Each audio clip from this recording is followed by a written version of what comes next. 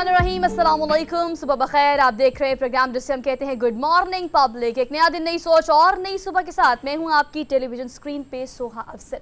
अब तो आपको मेरी ये लाइन याद हो जानी चाहिए, इसको रट ले कि time is running like a bullet.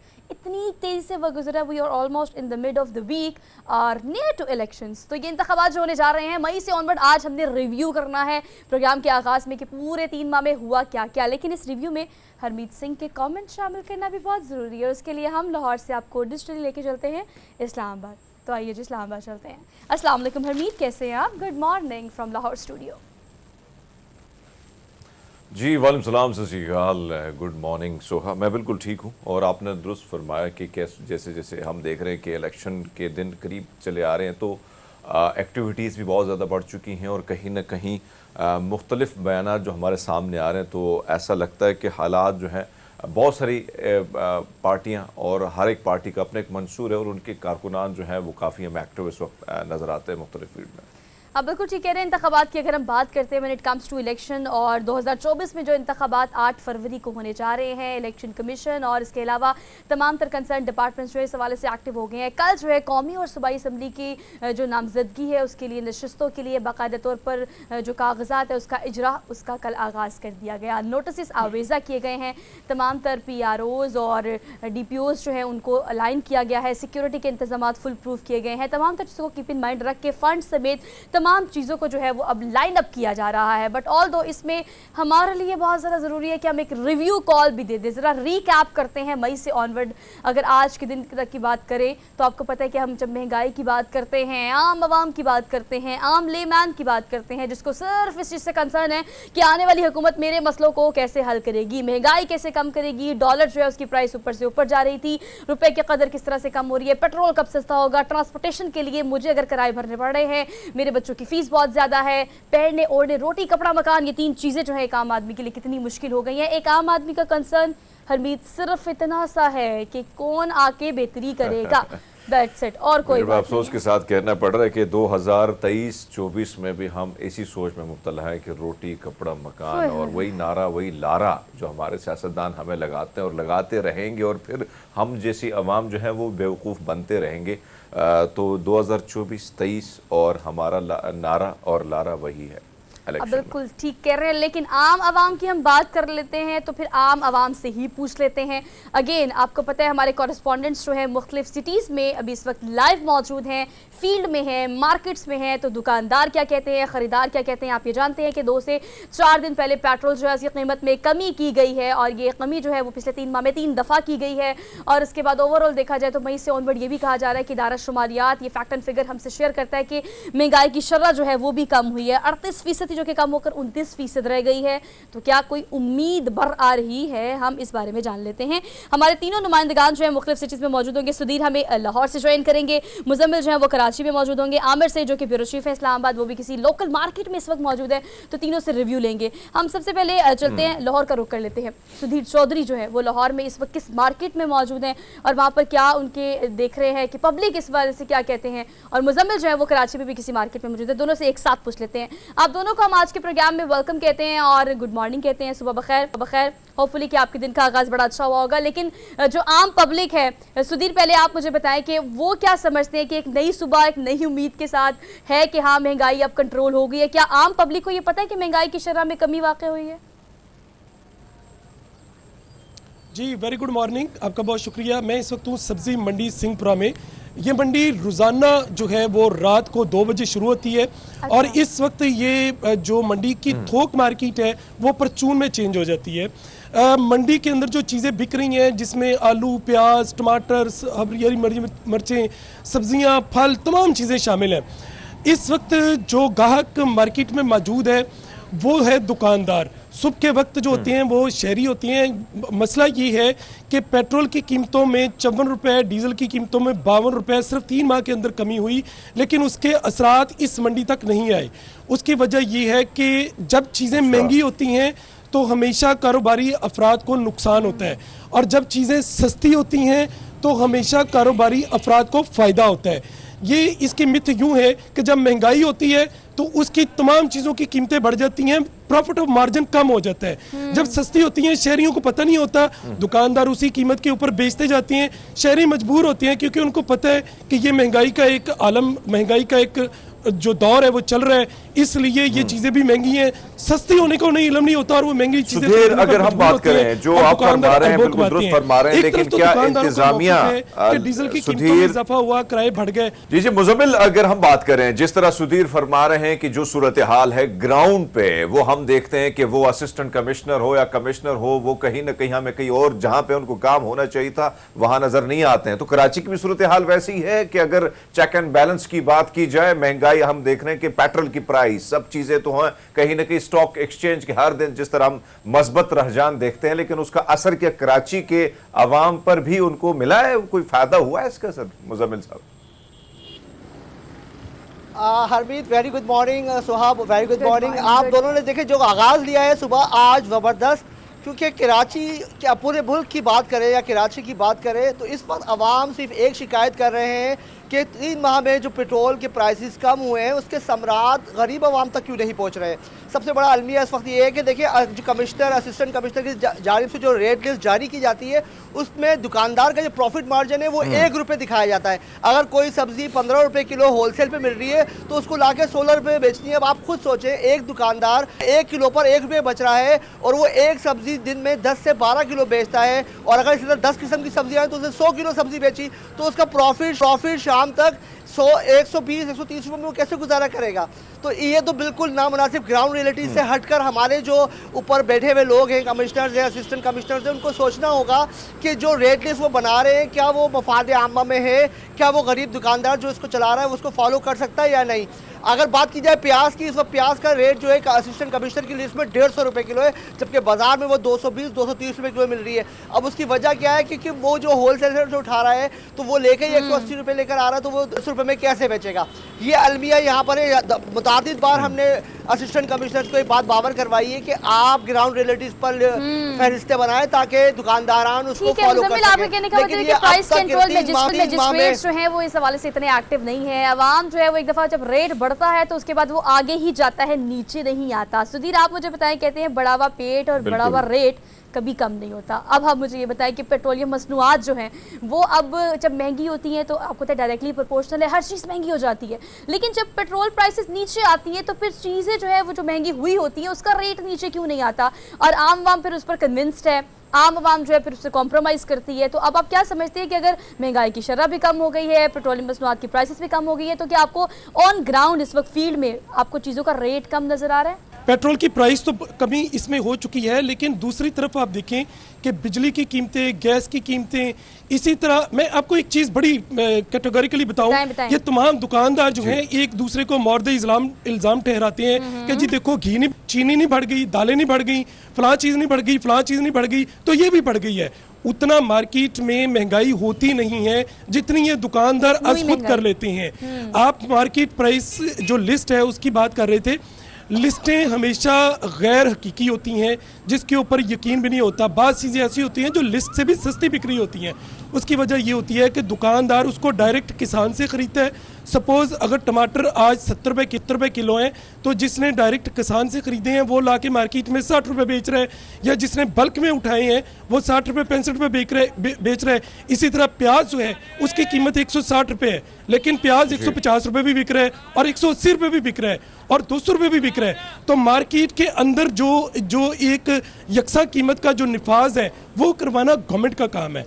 Government कहीं नज़र नहीं आती, सिर्फ लिस्टें जारी कर देती है और अपना फर्ज जो है ना उसको समझती है कि हम सबक अच्छा ठीक है, लेकिन ऐसा नहीं है। जो लिस्ट वाली आपने बात की है ना, ये बात मैं मुझे जाती हूँ मुजम्मिल, कराची में इस वक्त आप क्या सिचुएशन देख रहे हैं इस हवाले से कि जब अब प्राइस रेट लिस्ट की बात आती है तो हम देखते हैं कि 2 तरह की कैटेगरीज होती हैं, एक डीसीओ रेट होते हैं और वहाँ पर अगर हम जाते हैं, और मैंने खुद इस चीज़ को एक्सपीरियंस किया हुआ है कि आप जब डीसी रेट पर जाकर आप खरीदना चाहते हैं तो कितना कॉम्प्रोमाइज़ क्वालिटी होती है कि आप उसे खरीद भी ले तो एक तो रेट तो कम करके आपने फॉर्मेलिटी पूरी कर दी, लेकिन आपकी जो क्वालिटी है वो बहुत ज़्यादा गिर जाती है। तो ऑन ग्राउंड आप इस चीज़ को किस तरह से देखते हैं? आप बिल्कुल देखें, रेड लिस्ट तो कहीं पर भी फॉलो की नहीं जाती। मैंने आपको पहले ही बताया कि ग्राउंड रियलिटीज से हटकर रेड लिस्ट बनाई जाती है, और सुधीर ने भी इस बात की तस्दीक की है कि वो चीज़ें जो दुकानदार खुद खरीद के लेके आता है, डायरेक्ट आड़ती से लेता है या डायरेक्ट फार्मर से खरीदता है, तो वो बहुत सस्ती बेच रहा होता है। और बिल्कुल कराची में भी ऐसा ही है, मुतादिद चीज़ें ऐसी होती हैं जो कमिश्नर की जानिब से रेड लिस्ट से भी सस्ती दुकानदार बेच रहे होते हैं। तो वो ये कहते हैं कि जब हम ये चीज़ सस्ती बेच रहे हैं तो दूसरी चीज़ जो महंगी बेच रहे हैं उसकी वजह भी यही होती है कि वो महंगी खरीद के लेकर आए होते हैं। अब जहाँ तक बात है, जैसे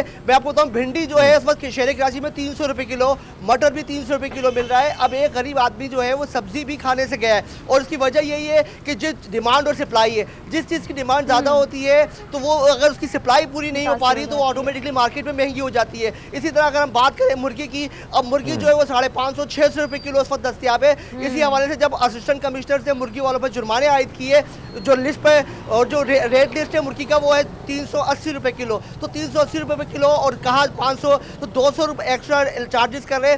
जब उन पर जुर्माने आयद किए गए तो उन्होंने एहतजाज शुरू कर दिया और दुकानें बंद कर दी।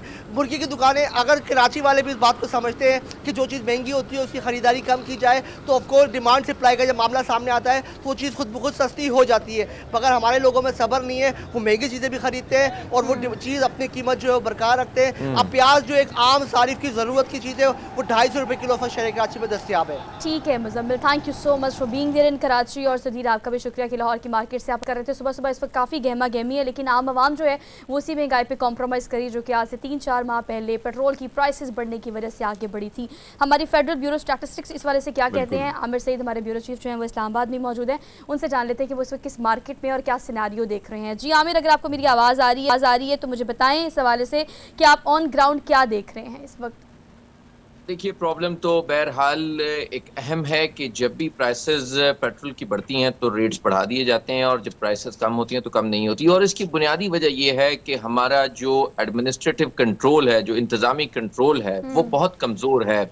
जो फेडरल लेवल के ऊपर जब पेट्रोल प्राइसेस डिसाइड होती हैं तो इम्प्लीमेंटेशन ग्राउंड लेवल के ऊपर सूबाई हुकूमत का काम है, और फिर सूबाई हुकूमत डायरेक्शंस देती है डिस्ट्रिक्ट गवर्नमेंट्स को। अब डिस्ट्रिक्ट गवर्नमेंट्स जो हैं वो इतनी कमज़ोर हैं कि उनका इस पूरे मामले के ऊपर कोई कंट्रोल नहीं होता, और वो तमाम तर सूरत हाल जो इम्प्लीमेंटेशन होती है। अब एक असिस्टेंट कमिश्नर को यहाँ पर मुल्ज़िमान की गिरफ्तारी, उनके रिमांड से लेकर यहाँ पर जो आटे और दाल चीनी का भाव है वो भी तमाम देखना होता है। उन्होंने बड़े बड़े फैसले करने होते हैं, लिहाजा एक जो इंतज़ामी अफसरान है उनके ऊपर इतना दबाव और बोझ होता है कि उनको जो असल उनका मकसद है गवर्नेंस का, उससे मुतालिक वो फैसला नहीं करते, और उनके पास ना वक्त होता है ना उनका इंटरेस्ट होता है। बहरहाल ये एक मुश्किल सब्जेक्ट है। इसकी बुनियादी वजह यह है कि क्योंकि सूबाई हुकूमतों का भी कोई बड़ा इंटरेस्ट नहीं होता, वो असिस्टेंट कमिश्नर्स को दीगर उमूर के ऊपर ज़्यादा तवज्जो देने की हदायत देते हैं, ज़्यादा उनको दीगर उमूर में मसरूफ रखते हैं, जिसकी वजह से ये आम आदमी का जो मसला है महंगाई, उसके ऊपर कोई आमिर साहब, अगर हम देखें, अगर हम इस्लामाबाद की बात करें, दीगर शहरों की बात करें, तो आप यही ACDC जो हमारे साथ हुआ करते थे, कभी जाते थे तो 5-10 मिनट के लिए सारी चीजें ठीक हो जाती हैं, लेकिन उसके बाद आप जो फरमा रहे हैं कि कहीं ना कहीं वो गिरफ्त नहीं है। क्या वजह है कि अगर हम दीगर यूटिलिटी स्टोर की तरफ जाते हैं, दीगर स्टोर जहां पे कहीं ना कहीं आपको कीमत कम मिलती है लेकिन मयार काफी वो गिरा हुआ होता है, गिरावट उसमें बड़ी ज्यादा होती है, मयार उसी तरह नहीं होता, ये क्या वजह है कि ACDC जितने आपको लगता है, आपने जिस तरह फरमाया कि कहीं ना कहीं काम इतना ज्यादा है जिसकी वजह से इस तरफ रुझान कम है, तो क्या जो दुकानदार हजरात हैं वो भी एक माफिया के तौर पर कहीं ना कहीं असिस्टेंट कमिश्नर अब उनके सामने बेबसी नजर आते हैं? क्योंकि जिस तरह कराची में हमने देखा, सुधीर ने जो बातें की, उससे तो ऐसे ही लग रहा है। देखिए, ये तमाम तर जो बुनियादी टारगेट्स होते हैं किसी भी ऑफिसर्स को देने का, उसका तमाम तर जो दारोमदार होता है वो होता है टॉप हिरार्की का। और क्या हमारी वफाकी हुकूमत का इंटरेस्ट है महंगाई कम करना, जो बज़ाहिर तो नहीं लगता? क्या हमारी सूबाई हुकूमतों का ये इंटरेस्ट है महंगाई कम करना, जो बिल्कुल नहीं लगता? ये तमाम तर जो इंटरेस्ट होते हैं उन वफाकी और सूबाई हुकूमतों के वो होते हैं प्रोजेक्ट्स जल्दी बना दें, आप जो है वो दीगर जो उमूर हैं एडमिनिस्ट्रेटिवली इंतजामी उनको देख लें। महंगाई का तो वो एक राउंड, एक फॉर्मेलिटी, कई दफ़ा तो हमने देखा कि असिस्टेंट कमिश्नर साहबान तो खुद भी नहीं जाते, उनके जो असिस्टेंट्स होते हैं या उनके जो सेक्रेटरीज होते हैं वो जाकर जुर्माने करके फॉर्मेलिटी पूरी करके और एक खबर जारी कर देते हैं कि हमने ये कर दिया। अमली तौर के ऊपर कोई ऐसा सिस्टम नहीं है हमारे यहाँ जिससे हम इस महंगाई का एक मुस्तकिल हल या जो कंट्रोल करें कि ये जो तमाम तर सिस्टम होगा ये कैसे कंट्रोल होगा। अच्छा इसमें आमिर, सॉरी फॉर इंटरप्शन, लेकिन मुझे इस हवाले से भी बताएं कि देखिए पूरी दुनिया में वैसे अफसोस की बात है लेकिन न्यू ईयर हो, ईद त्यौहार हो, रमज़ान हो, खुसूसी पैकेजेस लगाए जाते हैं। फॉर द टाइम बिंग आपने देखा है कि यहाँ पर भी देखते हैं कि हम लगा देते हैं बहुत सारे पैकेजेस और रेट कम हो जाते हैं लेकिन क्वालिटी कॉम्प्रोमाइज़ हो जाती है। आप क्या समझते हैं, देखिए नया साल भी करीब है और ये तमाम सिचुएशन इस वक्त जो है अब प्राइसेस कम हो रही, महंगाई की शरह ओवरऑल कम हुई है, तो ये स्टैटिस्टिक जो है वो आप इस हवाले से क्या समझते हैं कि जब दुकानदार या ख़रीदार इस पर वो पाबंद नहीं है कि अगर पेट्रोलियम प्राइसेस कम हुई है तो वो रेट को दोबारा उस रेट पे ले जाएं जिस रेट पर वो पहले थी प्राइसेस बढ़ने से? देखिए दुनिया भर में तो क्योंकि बहुत से अखलाकी मेयार भी होते हैं और बहुत से इंतज़ामी मेयार भी होते हैं, लेकिन अलमिया ये है कि हमारे यहाँ ये दोनों मेयार नहीं हैं। और जो जब पेट्रोल प्राइसेस बढ़ती हैं तो रात को ही रेट्स बढ़ा दिए जाते हैं, हाँ। चीज़ महंगी खरीदी जाए या ना खरीदी जाए। लेकिन क्योंकि इसमें तमाम तर जो जिम्मेदारी होती है वो एक इंतज़ामिया की होती है, इंतज़ामिया हमारे यहाँ उसका इंटरेस्ट ये बिल्कुल भी नहीं है कि उन्होंने इसके ऊपर अमल दरामद करवाना है। उनका इंटरेस्ट क्या होता है, असिस्टेंट कमिश्नर्स और डिप्टी कमिश्नर्स, बड़ी बड़ी गाड़ियां हैं, बड़े बड़े प्रोटोकॉल्स हैं और वो तमाम तर दिन भर अपने दीगर जो उमूर हैं उनको ने अगर कोई प्रोजेक्ट्स बनवाने हैं तो वो वहाँ पर ड्यूटीज देंगे, कोई पुलिस के साथ लॉ एंड ऑर्डर की सिचुएशन है तो वो वहाँ पर भागेंगे, वहाँ पर जाकर कंट्रोल करेंगे। उनको अगर कोई और जो अदालतों में पेशियां हैं, दीगर उमूर हैं, जो ये महंगाई का सब्जेक्ट है ये ना तो हमारी वफाकी हुकूमत इसको क्लियरली लेना चाहती है, ना ही इसको सूबाई हुकूमत लेना चाहती है और ना ही जो डिस्ट्रिक्ट गवर्नमेंट। आमिर साहब अगर हम देखें जो आप फरमा रहे हैं इसमें कोई शक नहीं कि 3 से 4 करोड़ की गाड़ी में बैठा कमिश्नर साहब जो है 2-3 सिक्योरिटी गार्ड लेके वो अपनी तज़हीक समझता है कि वो मार्केट में जाए, उसने किसी और को उठाना है तो उसके लिए तो चला जाएगा। अब आपसे जानना चाहेंगे जो ट्रांसपोर्ट की सूरत हाल है, क्योंकि इस्लामाबाद है, कैपिटल है, जब यहाँ पे सूरत हाल ऐसी होगी तो दीगर सूबों का क्या हाल होगा? सर ट्रांसपोर्ट किराए क्या उसी तरह ही हैं, क्या उसमें कोई कमी आई है? उसके हवाले से भी ऐसी है? देखिए किरायों में तो मामूली कमी आई है क्योंकि आपको पता है कि पब्लिक ट्रांसपोर्ट के हवाले से तो बड़ा क्लियरली है कि उसमें तो जब पेट्रोल प्राइसेस कम होती हैं तो उसके ऊपर अमल दरामद करवाया जाता है और यहाँ पर जो स्टॉप टू स्टॉप रेट्स होते हैं वो 5 रुपए जो है वो कम कर दिए गए हैं, नोटिफाई भी कर दिए गए हैं। लेकिन उसमें भी आपको पता है कि जब अमल दरामद की बात आती है तो आम लोगों को तो इल्म ही नहीं होता कि ये रेट्स कम हो गए हैं। आम लोग तो या तो कोई झगड़ा करने वाला होगा या इख्तलाफ करने वाला होगा या पूछने वाला होगा, उसको तो शायद बता दिया जाए कि रेट्स कम हो गए हैं। लेकिन आमतौर पर ट्रेंड यही है कि जब तक लोग रेजिस्ट ना करें, लोग बात ना करें, तो पूछें ना कि रेट्स कम हुए या नहीं हुए, तब तक उनको नहीं बताया जाता। ठीक है Aamir Saeed, thank you so much, आपका ये पॉइंट बहुत वैलिड है। इसके खुद भी कंसर्न डिपार्टमेंट्स को कोई तो एक्टिवेशन दिखानी चाहिए। ऑल दो हरमीत आपका और मेरा पर्सनल एक्सपीरियंस जो है वो डिपिक्ट करता है इस चीज़ को कि हम किसी आम लेमैन की बात कैसे करें जब हम खुद किसी मेडिकल स्टोर पे, किसी दुकान पे, ग्रोसरी स्टोर पे जाते हैं तो हरमीत एक हफ्ते के अंदर मैंने एक चीज़ की प्राइस 3 दफ़ा बढ़ते हुए देखी है। तो जब हम उस चीज़ के खरीदार और हम उसका टैक्स पे कर रहे हैं, हम बार बार, और एक एक्सक्यूज़ जो कि दुकानदार की जानिब से आता है वो है कि भाजी महंगी हो गई है, चीज़ ही महंगी हो गई है, वो कॉस्मेटिक्स हो, आपकी ग्रोसरी हो, सब्जी हो, कोई भी चीज़ हो। सोहा इसमें असल मसला ये है कि रेजिस्ट करना, हमारी कौम जो है, हमारी अवाम, हम बिल्कुल ये भूल गए। और अगर कोई गाड़ी में कोई एक शख्स बात करता है कि भाई साहब किराया तो सस्ता हो गया है, तो कंडक्टर और ड्राइवर दोनों चढ़ के आना शुरू, जो दीगर हजरात, दीगर सवारी होती है वो खामोश बैठी होती हैं। तो कहीं ना कहीं ये सबसे बड़ी कोताही, बड़ी गलती, हम ये कहते हैं कि हम भी वो ख्वाब गफलत में सोए हुए हैं, हम नहीं जागना चाह रहे और न जागने की कोशिश करते हैं। इंतज़ामिया का जो काम है वो नहीं कर रही है, लेकिन कहीं ना कहीं बहैसियत एक शहरी या हमारा भी फर्ज बनता है कि हम भी पूछें कि भाई साहब पेट्रोल गिरा है, प्राइस ये है, आप कैसे बेच रहे हैं। लेकिन ये बहुत सारी ऐसी चीजें हैं जो हमारे सामने, और ग्राउंड रियलिटी ये है सोहा के जब भी पूरी की पूरी माफिया है। आप ये नहीं कह सकते कि कल परसों में सीडीए के कुछ लोग आए तो सीडीए का एक नुमाइंदा पहले पहुंचा, उसने बताया कि फलां जगह रेट होने वाली है, सारे दुकानदारों ने पूरी की पूरी स्ट्रीट जो है वो खाली करा दी। हर एक बंदे ने अपने इंतजामिया का बंदा रखा हुआ है, वो जाके पैसा कलेक्ट करता है, वो पैसा आगे ऑफिसर तक जाता है। हमारे पास सारी चीजें आती है, लेकिन मसला ये कि ना इंतजामिया उस तरह एक्टिव है, ना इंतजामिया उस पर अमल दरामद कर रही है। ये कोई सिस्टम नहीं है, आप कहना पड़ेगा कि ये बाकायदा एक माफिया है जो कि जिसको हाथ डालना काफ़ी कंपैरेटिवली मुश्किल हो रहा है। बट ऑल दो डॉक्टर हुसनैन जावेद हमारे साथ मौजूद है, हमारे माशियात हैं, उनको आज के प्रोग्राम में वेलकम कहते हैं। अस्सलाम वालेकुम सर, गुड मॉर्निंग। जी वालेकुम। डॉक्टर साहब, सुबह सुबह ना आप तबसरा करना है आपने, दबंग किस्म का, जैसे आप हमेशा करते हैं। लेकिन अभी मेरा सवाल आपसे ये कि जो भी इकोनॉमिक साइंटिस्ट हैं और जो भी रिसर्चर्स हैं, उनकी रिसर्च के मुताबिक 2023 में बल्कि पूरी एशिया में आपके जो करेंसी है पाकिस्तान की, उसकी वर्स्ट परफॉर्मेंस रही है ओवरऑल। तो आप क्या समझते हैं कि अब जो है वो मुसलसल हम देख रहे हैं कि डॉलर जो है वो नीचे आ रहा है और रुपए की कदर जो है वो बढ़नी चाहिए और मजबूत होनी चाहिए, लेकिन ग्राउंड रियलिटी ये कि आम पब्लिक तक वो पहुंच नहीं पा रही। अगर प्राइस गिर भी रही है डॉलर की, उसके बावजूद भी कदर अगर बढ़ रही है पाकिस्तानी करेंसी की, तो वो क्यों हमें ऑन ग्राउंड नजर नहीं आ रही? अच्छा, बेसिक सवाल आपने इतना अच्छा कर दिया कि मुझे जवाब बहुत ही अच्छा देना पड़ेगा। दे दें सर। अच्छा, अब सबसे पहले ये समझ लें कि एक होता है करंट अकाउंट। ओके। अच्छा, हम ये सुनते रहे कि करंट अकाउंट डेफिसिट में क्यों नहीं है। अब रिसेंट टाइम के अंदर आपने कोई तकरीबन 6-7 महीनों में देखा कि अब करंट अकाउंट डेफिसिट में नहीं है। तो मैं आम सादा जुबान में ये समझाना चाहता हूं कि करंट अकाउंट अब हमारा सरप्लस इतना है, यानी चंद मिलियन डॉलर, यानी जिस तरह करने के आटे में सिर्फ नमक के बराबर, यानी कोई इंप्रूवमेंट नहीं है। चंद मिलियन डॉलर सरप्लस है, जिसका मतलब ये है कि करंट अकाउंट जब डेफिसिट में नहीं होगा या बहुत ज्यादा नहीं होगा, इसका मतलब है आपकी इंडस्ट्री या आपका जो पूरी इकोनॉमी है वो फ्रीज है, यानी जमूद का शिकार है। ना कुछ हो रहा है, ना कुछ किया जा रहा है, ना इंडस्ट्री लग रही है, ना कोई मामला है। इसमें एक चीज समझने की कोशिश करें कि इसमें समझ लें कि इकोनॉमिक एक्टिविटी पाकिस्तान में नहीं हो रही। अगले 2 साल के अंदर आपके जो है वो जॉब्स नहीं होंगे और 8 लाख लोग जो है वो आपके मुल्क को छोड़ के जा चुके हैं। मजीद 8 लोग इस साल के अंदर तकरीबन मेरे मुताबिक 16 लाख लोग पाकिस्तान छोड़ जाएंगे और उसके अंदर हाई स्किल्ड लोग होंगे, जिसमें nurses, doctors, engineers, paramedical staff and all.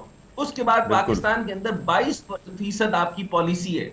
जब 22% पॉलिसी रेट होगा और आप अपने मुल्क के अंदर जो है इसको 9 और 10 के ऊपर पॉलिसी रेट को नहीं लेकर आएंगे, तो इसका मतलब है कि अफराते ज़र बढ़ता जाएगा।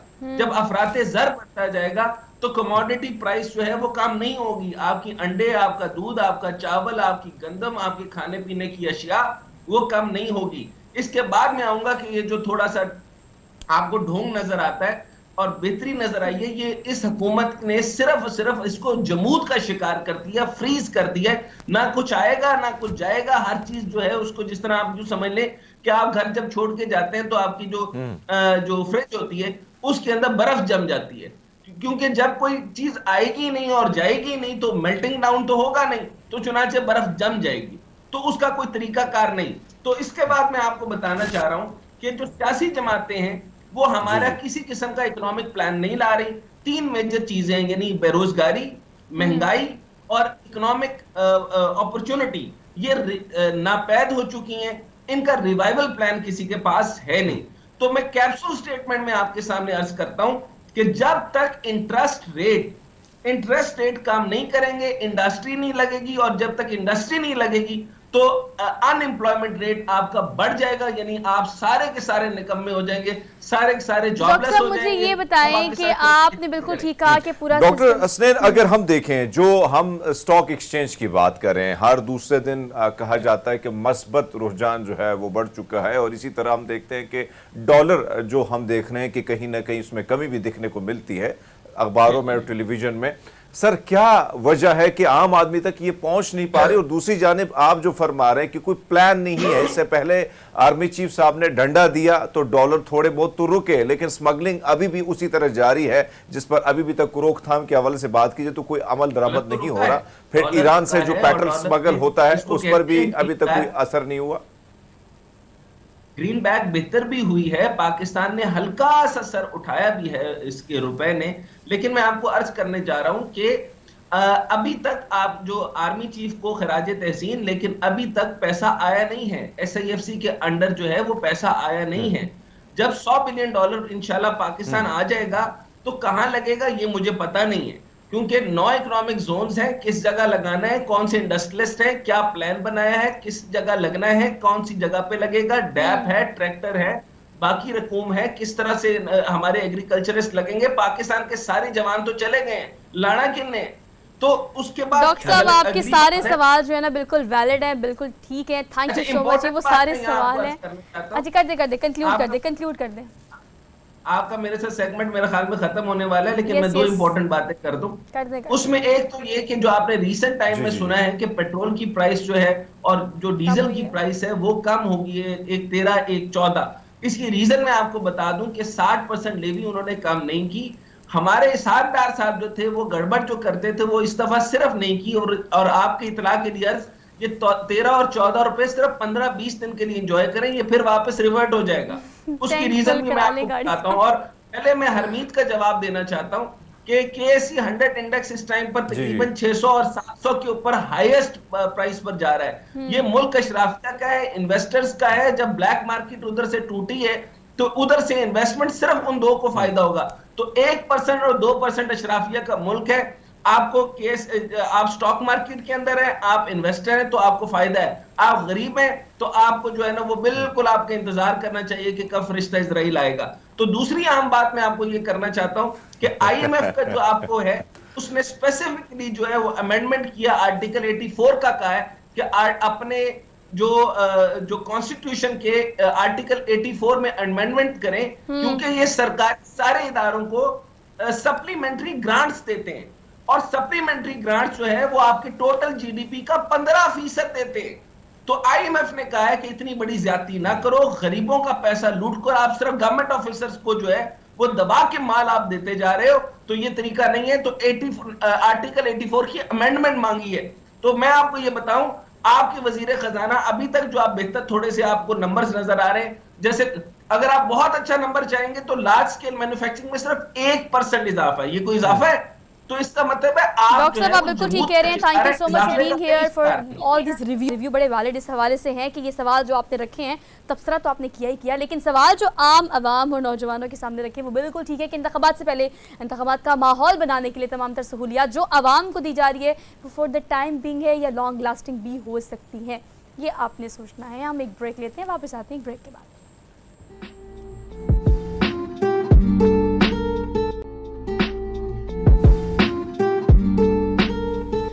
Welcome back after the break. पहले हमें इस चीज़ का यकीन नहीं था कि इंतखाबात 8 फरवरी को होंगे या नहीं, लेकिन अब चलिए सुप्रीम कोर्ट ने एटलीस्ट ये क्लियर कर दिया है कि अब जो है वो 8 फरवरी को 2024 में इंतखाबात होने जा रहे हैं। लेकिन हरमीत ये सवाल अभी भी सवाल ही है कि क्या फ्री एंड फेयर इंतखाबात हो सकेंगे। जैसे कि आपने कहा कि पहले मरदमशुमारी का एक प्रोसीजर जो है वो टाइम टेकिंग प्रोसीजर था, उसमें बहुत वक्त ज़ाया हुआ बाकायदा तौर पर हमारा, और अब जो है लाहौर हाई कोर्ट के एक फैसले के बाद दोबारा से जब सुप्रीम कोर्ट को चैलेंज किया गया तो सुप्रीम कोर्ट भी मैदान में आया, लेकिन उसके बावजूद भी अभी जो हालात पैदा किए जा रहे हैं इंटरिम गवर्नमेंट की स्पेसिफिकली अगर हम बात करें तो काम उनका है शफाफ इंतखाबात कराना, लेकिन बाकी फोकस पॉइंट जो है वो उनके ज़्यादा हमें दिखाई देते हैं, और शफाफियत पर जो काम उनको करना चाहिए हरमीत वो हम अपने इर्द गिर्द उस तरह से नहीं देख पा रहे। बिल्कुल आपकी बात दुरुस्त है। जिस तरह हमने देखा वज़ीर दाखिला जो वज़ीर दाखिला के मनसब पर बैठे थे और शफाफ इलेक्शन कराने आए थे, तो वो उस वक्त बैठे थे और ये बात कर रहे थे कि वो जाने वाले हैं नून लीग की तरफ, और फिर अचानक जो सूरत हाल है, यानी जो हमारा आइन है, जो कानून है, जो मुख्तलिफ आर्टिकल जिसकी तशरीह हमने पढ़ी है, उसमें तो ये चीज़ें वाज़े तौर पर लिखी है कि क्या क्या तरीका होना चाहिए, निगरान सेटअप कैसे, क्या वो इलेक्शन लड़ सकता है या नहीं लड़ सकता। लेकिन अब जो सूरत हाल है वो भी सबके सामने कि किस तरह हल्का बंदियाँ की गई और बड़ी मुतनाज़ किस्म की हल्का बंदियाँ की गई। आप जिन जिन हल्कों में जाएंगे लोग उठे हैं, लोग निकले हैं, एहतजाज किया, लेकिन वहां से ना हाई कोर्ट से ना सुप्रीम कोर्ट से कोई रिलीफ उनको मिला और ना मिलने की कोई चांसेस है। तो ये सबसे बड़ा सवाल है, रखना भी बहुत ज़्यादा ज़रूरी है। खैर इस सारे सूरत हाल पर एक और पर्सनालिटी हमारे साथ मौजूद है, मेजर रिटायर्ड खुर्रम हमीद रोखड़ी साहब हमारे साथ मौजूद हैं, सीनियर रहनुमा है इस्तेहकाम पाकिस्तान पार्टी के, उनको भी आज के प्रोग्राम में हम वेलकम कहते हैं। अस्सलाम वालेकुम सर, सुबह बखैर, कैसे हैं आप? वालेकुम अस्सलाम स्वागत, हरमीत सिंह जी कैसे हैं? वालेकुम अस्सलाम, अल्हम्दुलिल्लाह sir, thank you so much for joining us for good morning public. Sir कहिएगा कि इस्तेहकाम पाकिस्तान पार्टी की जो कोलैबोरेशन की बात चल रही है नून लीग से, सीट एडजस्टमेंट, उसके लिए क्या प्लान है आप लोगों का? मैं तो सोहा ये जो है ना सीट एडजस्टमेंट और ये चीज इसका कायल नहीं हूँ। मैं कहता हूँ कि आप स्ट्रगल करें, आप अपने बयानिए को लेके आगे जाएं, आप ऑन ग्राउंड मेहनत करें और इलेक्शंस लड़ें, और ये है कि मैं जो होना चाहिए, और फिर इलेक्शन लड़ने के बाद आप सीट जो भी कोलिशन गवर्नमेंट बनेगी, जो हालात हैं जैसे मुल्क के, तो डेफिनेटली कोई भी इस वक्त इस पोजीशन में नहीं है कि तो जब उस वक्त आप फिर बैठ के एक दूसरे के साथ बैठे, टर्म्स एंड कंडीशन जात तो नहीं होती है ना, मेरी जात कहाँ जाए ये टर्म्स एंड कंडीशन नहीं है। होना ये चाहिए कि मुल्क को कैसे हम अपग्रेड करेंगे, हालात से कैसे निकालेंगे, कैसे बेहतरी की तरफ लाएंगे। तो ये है वो नैरेटिव जिस पर चलना चाहिए असूली तौर पर। बाकी अभी तक I don't know seat adjustment Major साहब, अगर हम देखें जो सूरत हाल है आईपीपी के हवाले से, एक तरफ तो जहांगीर तरीन साहब जो हैं वो 3 हलकों से लड़ना चाह रहे हैं और कहा यह जा रहा है कि कहीं ना कहीं नून लीग से भी आमना सामना है। एक तरफ तो आप लोगों की डिमांड है, क्या उस डिमांड पर अमल दरामद नहीं? और दूसरा सवाल इसी के साथ ऐड कीजिएगा कि जो तहरीक इंसाफ के लोग हैं, हमाद अजहर ने भी ट्वीट किया था कि जिन पर बहुत सारे, जिनको जबरी तौर पर जहांगीर तरीन साहब की चौकट से इंसाफ मिला, तो अगर वो आना चाहते हैं तो उस केसेस को भी देखा जाएगा। इन 2 चीजों को आप कैसे देखते हैं? आईपीपी को छोड़ने वालों की भी बातें आ रही है, क्या इसमें कोई सदाकत है सर? हरमीत जी, सदाकत का आई डोंट नो। अब मुझे जो सेंट्रल पंजाब की जो पॉलिटिक्स है उसका कुछ इल्म नहीं है, मैं यानी उसके बारे में मुझे इतना इल्म नहीं है। अब सदाकत जी क्या क्या चीज चल रही है, गॉसिप्स भी बहुत ज्यादा हैं। हाँ, बिल्कुल। और कहीं कोई पर्सनल इनडोर बात होती है तो वो भी बहुत ज्यादा बाहर बयान की जाती है। तो हम भी 6 बातें ऐसी कर रहे होते हैं दोस्तों में बैठ के कि जो अगर कोई बाहर बयान कर दे तो हमें भी पकड़ा हुआ होगा कि ये क्या बात तुम लोगों ने कर दी या क्या है। तो ये चीजें चल रही हैं क्योंकि अभी कोई चीज महदूद नहीं रहती।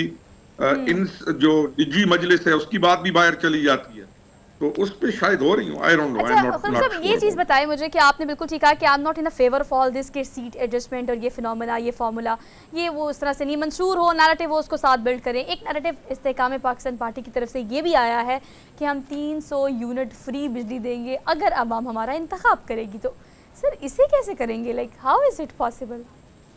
सुहा, पता है हमारे मुल्क में इतनी मादनियात हैं और हमारे पास इतने वसाइल और ज़खायर हैं। मैं तो कई दफा ऑन एयर कह चुका हूं कि सिर्फ पावर जो है ना, पावर का जो सेक्टर है, आप सिर्फ इसी को बचा लें माफिया से और जो कुछ उसमें होता है, आपके पाकिस्तान और ऑटोमेटिकली अपलिफ्ट होना शुरू हो जाएंगे तमाम मामला। आप कभी पावर सेक्टर को स्टडी कर लें कि वहां पर कितना जुल्म है इस मुल्क के साथ और इस कौम के साथ, और इसमें सारे जितने भी पीछे गुजरे हैं लोग, उन सारों को आप देखेंगे कि वो इसके आगे बैठे हुए होते हैं। तो 300 यूनिट पाकिस्तान, जिसके अंदर पानी दरिया सिंध से लेकर और वसाइल हैं, 300 यूनिट तो इशू कोई नहीं है। हम तो अभी तक अपने जो मादनियात के खजाने हैं, हम तो अपने अभी तक जो हमारे सोने के ज़खायर हैं और बाकी चीजें, हम तो उनकी कदर नहीं कर सके। हम तो मिट्टी समझ के बेचते हैं। आपकी इंडिया की पूरी सीमेंट इंडस्ट्री आपके चलती थी और हमारे लोग कहते थे मिट्टी बेच रहे हैं। ये मिट्टी, मैं रोता था कि मिट्टी नहीं है, ये सोना है। रोकड़ी साहब, एक और चीज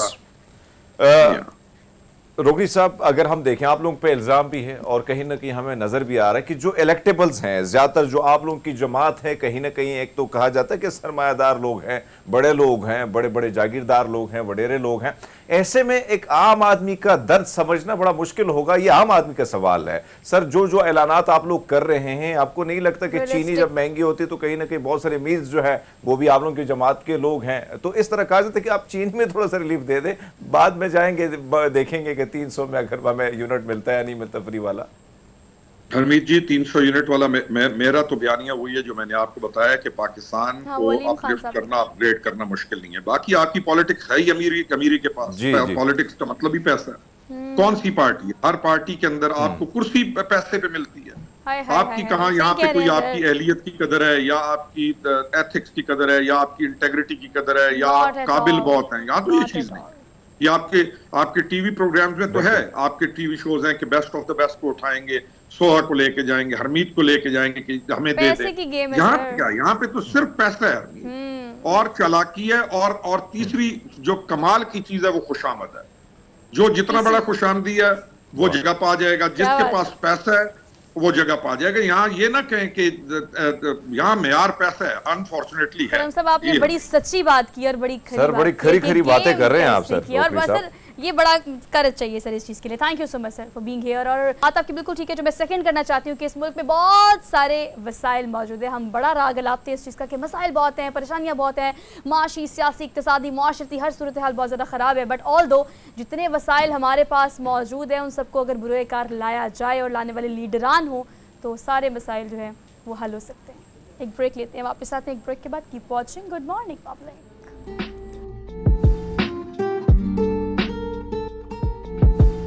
welcome back after the break. So Harmeet, अब हम बच्चों के फेवरेट टॉपिक के बारे में बात करेंगे, बल्कि ऐसे मकाम के बारे में बात करेंगे जिसकी हम बात करें तो बचपन में अम्मा अब्बा जिस चीज़ का सबसे ज़्यादा लालच देते हैं ना, वो क्या है, ये काम कर लो वरना आपको चिड़ियाघर लेके जाएंगे वीकेंड पे। तो चिड़ियाघर इज़ अ पॉइंट जहाँ पर बच्चे बहुत ही शौक से जाना चाहते हैं। और अगर लाहौर की चिड़ियाघर की बात की जाए तो एक टाइम पे आपको याद होगा कि सबसे ज़्यादा आपका ऐसा तफरी मकाम इसको समझा जाता था जहाँ पर बड़ी तादाद में बच्चे जो हैं हमेशा बहुत अम्यूज़ होते हैं। वो इसलिए बिकॉज उन जानवरों को देखना जिनको आप रियलिटी में इस तरह से नहीं देख सकते, फिल्मों में, ड्रामों में, मूवीज़ में या किताबों में आप देखते हैं, तो बच्चों को बहुत शौक था। लेकिन मुसलसल जो है वो देखभाल ना होने की वजह से, जिस तरह से हमने देखा कि ज़बूहाली का शिकार हुआ चिड़ियाघर, सूजी मुझे बहुत ज़्यादा याद आती है जिस तरह से वो इस दुनिया से गई। ऑब्वियसली जिस चीज़ के बारे में मैं बात कर रही हूँ, आपको पता है कि अच्छे खासे लोग परेशान हुए थे लाहौर। दुरुस्त फरमा रही हैं। हमें याद है कि बच्चे जो हैं ज़्यादा एक्साइटेड होते और ख़ासकर लाहौर की तरफ आते या इस्लामाबाद की तरफ या दीगर ऐसे शहर, कराची की तरफ हम आते तो बच्चों की एक्साइटमेंट और हमारी खुद भी, जब भी हम ननकाना साहब जाते थे तो लाहौर में पड़ाव होता था, डेरा साहब का गुरुद्वारा है वहाँ पे, तो वहाँ से फिर कोशिश होती कि हमने चिड़ियाघर देखना है। और उसमें बड़े खूबसूरत किस्म के जानवर हुआ करते थे, लेकिन आहिस्ता आहिस्ता वो जो रौनकें थी और बच्चे जो एक्साइटमेंट उनमें पाई जाती थी, अब वो कम इसलिए हो रही है कि कहीं ना कहीं जानवरों की बात की जाए, मुनासिब देखभाल क्या, हर जगह आपको जो है वहाँ पे करप्शन नजर आएगी। इनके लिए जो खुराक दी जाती है उसमें भी करप्शन। बहरहाल इसमें बड़ी रिपोर्टिंग भी की है। यहाँ पे इस्लामाबाद में एक जू था और उसको भी बंद कर दिया गया था। उसकी वजह ये कि केवान की जो हालत हुई थी वो भी आपको याद है कि उसका केवान को फिर हमने भेजा यहाँ से कंबोडिया की तरफ। तो ये बहुत सारी ऐसी मिसालें हमारे सामने मिलती है, लेकिन कहीं ना कहीं दुनिया में बड़ी देखभाल की जाती है और कहीं ना कहीं इसलिए आज ना एक कोशिश करते हैं, चले हम थोड़ा कम होते हैं, ऑप्टिमिस्ट ज़्यादा हो जाते हैं। ज़बूहाली का शिकार जो हमारा लाहौर का चिड़ियाघर हुआ, उसके बारे में तो खैर वो सारी रिपोर्ट्स और ट्रैक मौजूद है कि किस तरह से क्या क्या चीज़ें किस किस वक्त हुई।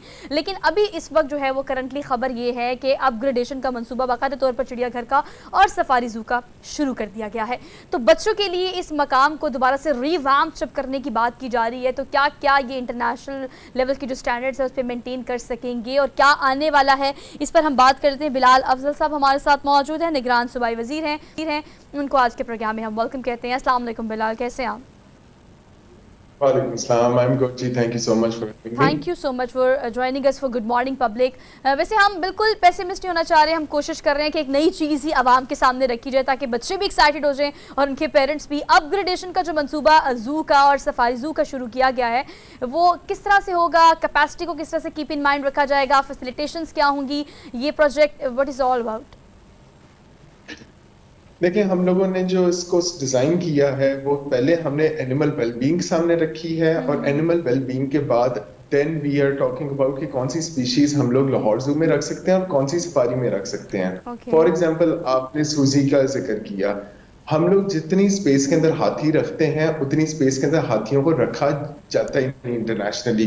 लेकिन अब आपको ऐसे सैंक्शंस लग गए हैं कि अगर आपकी हाउसिंग प्रॉपर नहीं होती तो आप वो जानवर जो है वो इंपोर्ट ही नहीं करा सकते। अगली कंट्रीज के ऊपर बैन लगा हुआ है कि अगर किसी ने इतनी कम हाउसिंग के ऊपर या सो राइट नाउ जो हम लोग सफारी के अंदर एलिफेंट्स का एनक्लोजर बना रहे हैं दैट इज ऑन 25 एकर्स।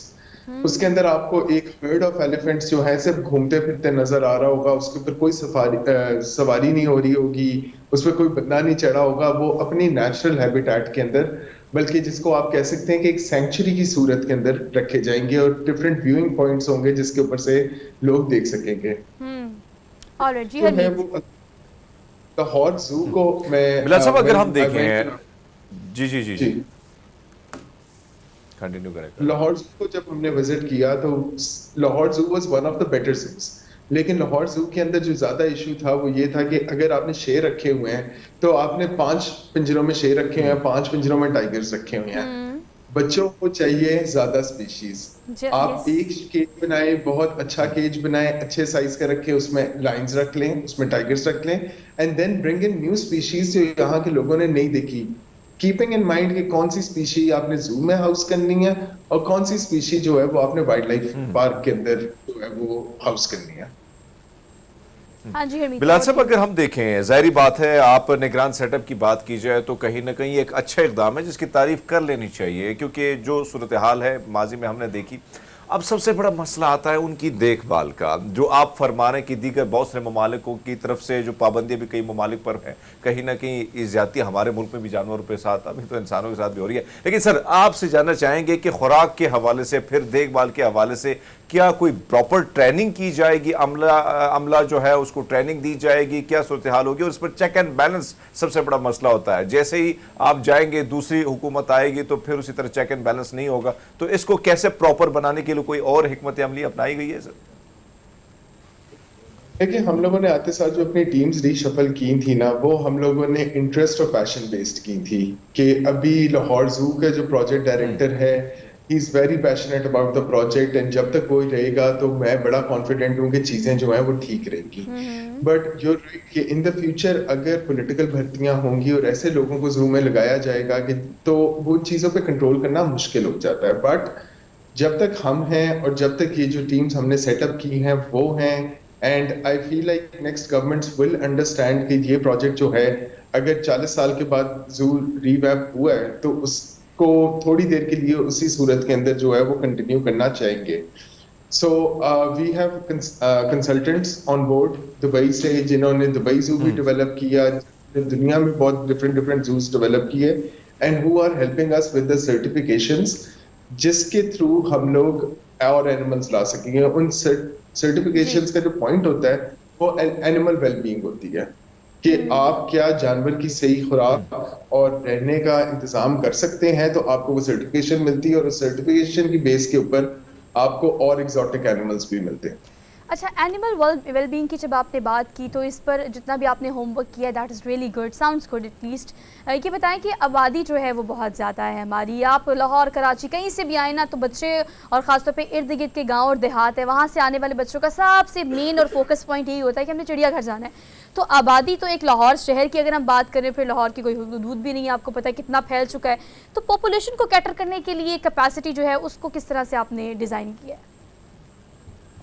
देखिए, इसलिए हम लोगों ने ना प्रोजेक्ट सिर्फ लाहौर जू का नहीं शुरू किया, हमने साथ लाहौर सफारी का भी किया। Safari is on about 240 acres, और सफारी के अंदर जो अभी हम मॉडल बना रहे हैं उसके अंदर हमने 5 डिफरेंट किस्म की लैंडस्केप्स डेवलप की हैं, हो रही हैं, जिसके अंदर एक सॉल्ट रेंज है, एक डेजर्ट एरिया है, एंड इस तरीके से एलिफेंट सेंचुरी है। उसमें we will have carts take you around those areas, and this will be about a 45-minute safari, and उसकी capacity हमने ये रखी है कि it can take 12 person every 5 minutes, so 12 लोग करके 5 मिनट पूरा दिन जो है वो कार्ट्स जो है चलती रहेंगी।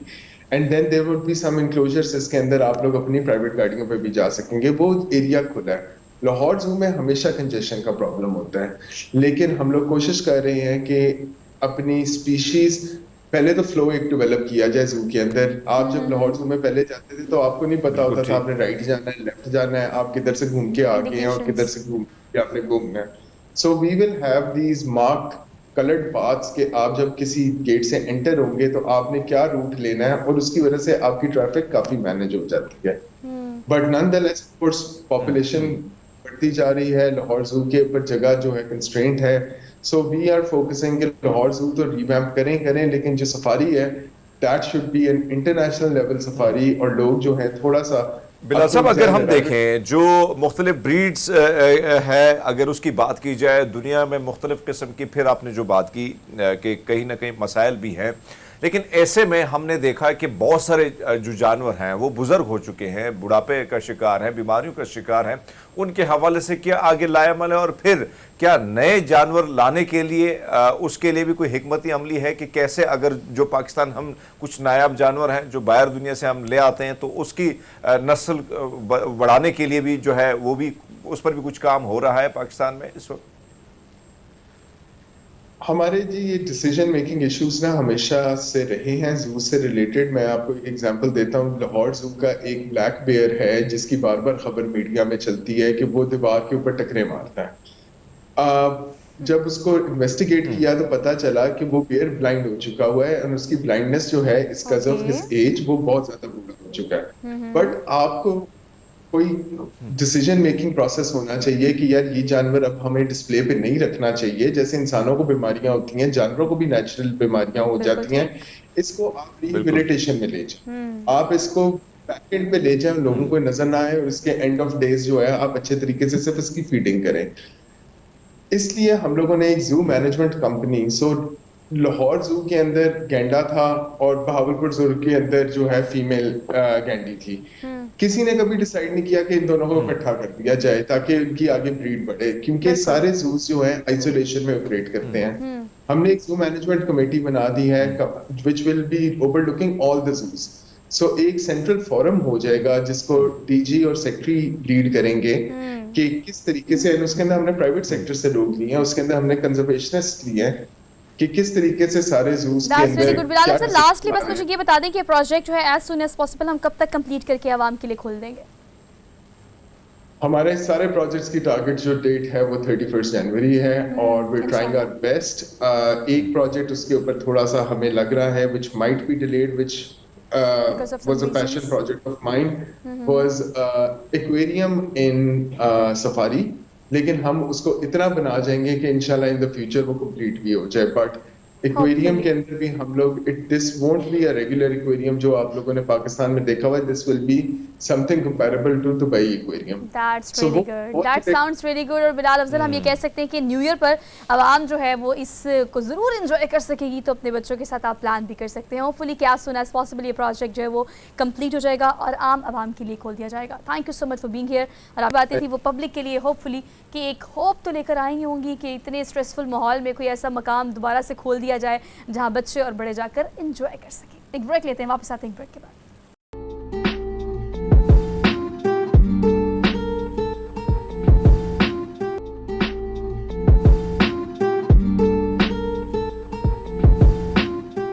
Welcome back after the break. So सर्दियों में जिस चीज़ का इंटेक हम सबसे कम कर देते हैं वो है पानी, और डिहाइड्रेशन की वजह से जो प्रॉब्लम्स हमें होती हैं समटाइम तो हम उसको रियलाइज़ ही नहीं कर पा रहे होते कि अगर जिसमें ये जो प्रॉब्लम्स चल रही हैं उसकी वजह ये भी हो सकती है। बट ऑल दो चले बात करते हैं इन तमाम तर सिचुएशंस में कि आप सूप पी रहे हैं, मछली खा रहे हैं, प्रॉन्स खा रहे हैं, सब्जियों को फुल एंजॉय कर रहे हैं, तो भाई पानी कौन पिएगा? और अगर पानी नहीं पिएंगे तो क्या क्या मसाइल हो सकते हैं पानी की ज़्यादती से भी और पानी की कमी से भी। और इन सारी चीज़ों पर बात करने के लिए डॉक्टर ताबिंदा रियाज हमारे साथ स्टूडियोज़ में मौजूद हैं, माहिर ग़िज़ाइयत हैं। इनको आज के प्रोग्राम में हम वेलकम कहते हैं। अस्सलाम वालेकुम। वालेकुम सलाम, कैसी हैं आप? अल्हम्दुलिल्लाह, thank you so much for being here, good to see you. और हमेशा अच्छी अच्छी टिप्स दे के आप हमें जाती हैं। तो आज जो हमारी आवाम को ये बताना है हमने कि देखिए पानी बेसिक नीड है, पीना चाहिए 8 गिलास 9 गिलास दिन में, ये बात सबको पता है, लेकिन उसके बावजूद भी मुझे ये नहीं समझ आता कि इंक्लूडिंग मी, मैं भूल जाती हूँ पानी पीना। ये क्यों होता है हमारे साथ सर्दियों में ख़ास तौर पे? हाँ देखिए, विंटर सीज़न है तो हमारी बॉडी जो है वो खुद ब खुद जो है वाटर नहीं मांगती, तो हमें पीना पड़ता है, ठीक है। और बाज़ लोग क्या करते हैं कि उन्हें जो है वो प्यास नहीं लग रही तो वो पानी पीते ही नहीं है। हमारी बॉडी जो है बेसिकली 60% जो है ना वाटर से बनी है, तो हमें जब तक सिग्नल नहीं आते हम पानी नहीं पीते। लेकिन हमारे जो वाइटल ऑर्गन्स हैं, ब्रेन है, हार्ट है, किडनी है, सब ऑर्गन्स जो परफॉर्म करने के लिए, वर्क करने के लिए जो है ना पानी की ज़रूरत होती है। इसीलिए तो जो जैसी सर्दियों का मौसम आता है हमें बीमारियां होने लग जाती हैं, फ्लू है और इसके साथ खांसी की बहुत ज़्यादा प्रॉब्लम होती है। और इम्यूनिटी जो होती है ना, वाटर पानी कम पीने की वजह से इम्यूनिटी बहुत कम हो जाती है हमारी, जिसकी वजह से हमें ये बीमारियाँ होती रहती हैं। और सबसे ज़्यादा तो गले में खराश, इरिटेशन वगैरह जिसे कहते हैं वो बहुत होती हैं। जी हमीद। अच्छा डॉक्टर, अगर हम देखें, एक तो आप जो बात कर रही हैं नज़ला, खांसी वगैरह, लेकिन ये भी आपसे पूछना ये है कि हम देखते हैं कि कहीं ना कहीं स्किन एक तो चलो सर्दियों की वजह से भी ड्राई होती है, लेकिन क्या इससे भी पानी क्या वो स्टमक हो या चेहरे पर भी कहीं ना कहीं उसके असरात जो हैं वो नज़र आते हैं, इसमें ये भी पानी की वजह है। लेकिन दूसरी इसी तरह इसके साथ जो सवाल मैं चाहता हूँ कि ऐड कीजिएगा आप कि क्या किया जा सकता है, कौन सी ऐसी चीज़ है कि कहीं ना कहीं जब पानी आपको ज़रूरत नहीं महसूस हो रही है और आप पीते हुए भी तकलीफ महसूस करें, तो फिर क्या उसके लिए कौन सी ऐसी चीज़ें हैं जो इस्तेमाल करके कहीं ना कहीं वो पूरी ज़रूरत पूरी हो सकती है? जी देखें सर्दियों में एक तो जैसे कि हम गर्मियों का मौसम होता था, हम डिटॉक्स वाटर पी के, ठीक है, कोई जूसेस वगैरह लेके जो है हम अपनी वाटर इनटेक को पूरा कर लेते थे। लेकिन सर्दियों के मौसम में कुछ लोगों के गला बहुत ज़्यादा ख़राब रहता है या फिर हम जूसेस वगैरह का इनटेक नहीं कर सकते, तो हमें चाहिए कि हम जो वाटर रिच जो फ्रूट्स और वेजिटेबल्स होते हैं ना उनका इनटेक करें। जैसे सर्दियों के मौसम में ऑरेंजेस हैं, ऑरेंजेस की बहुत सारी वैरायटीज़ हैं, मौसमी आ जाती है, ग्रेप फ्रूट है, वो वाटर रिच होती हैं, ठीक है। साथ टोमेटोज़ वगैरह ले, खीरा है, उसके अंदर वाटर कंटेंट बहुत ज़्यादा होता है, ठीक है, वो अपने खानों के अंदर उनका इंटेक ज़्यादा कर दें। और दूसरी बात ये कि वाटर सर्दियों में ना पानी पीने के कुछ तरीके होते हैं, जैसे कि गर्मियों में हम पूरा ग्लास एक टाइम पे पी जाते हैं, तो सर्दियों में कोशिश करें कि सिप्स ऑफ वाटर पिएं, ठीक है। हर 15 मिनट के बाद आधा कप पानी पी ले, फिर हर 15 मिनट के बाद आधा कप पानी पी ले, ताकि कि बॉडी को जो है ना वो हाइड्रेशन प्रॉपर अच्छा, एक और सोल्यूशन जो मुझे लगता है वो ये भी हो सकता है कि पानी आपके सामने रहे तो आपको याद रहता है कि आपने पानी पीना है। इसलिए मैं अपनी गाड़ी में हमेशा एक बॉटल रखती हूँ ताकि मुझे वक्तन फ़वक्तन याद रहे। हकीम नियाज़ अहमद डियाल साहब हमारे साथ मौजूद है, हमारे रतीब है, उनको भी आज के प्रोग्राम में हम वेलकम कहते हैं। हकीम साहब बताइएगा कि अगर वैसे पानी का तो कोई मुतबादिल नहीं हो सकता, लेकिन अगर पानी आप इंटेक कम कर रहे हो, कमी हो गई है, तो फिर ऐसी कौन सी चीज़ें हैं जो उस कमी को दूर कर सकती हैं और क्या क्या इस्तेमाल करनी चाहिए आपको घर पे?